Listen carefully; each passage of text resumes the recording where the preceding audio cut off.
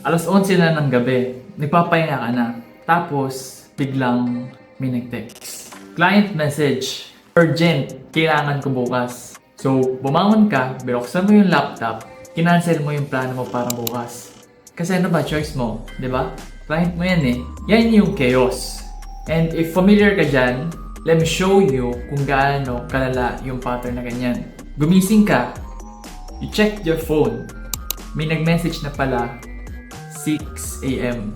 Tatlong clients. Oo ka nang oo sa lahat kasi takot ka baka wala nang susunod.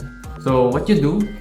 You work, you work, you work. Pero pagdating ng end of the month, same income, same stress, same ulit.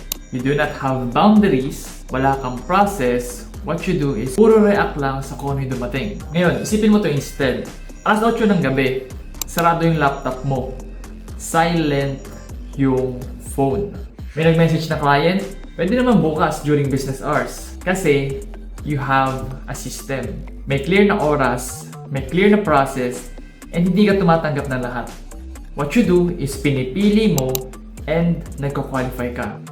And every month, alam mo kung magkano yung papasok. Meaning, predictable revenue, predictable yung schedule, predictable lahat. That is what we call clarity, and that is not luck. Same skills, same industry, same target market.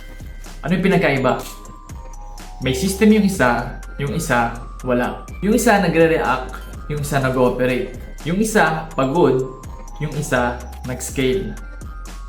So, alin ka dyan? Yung 11 PM urgent messages or yung sarado na yung laptop by 8 PM?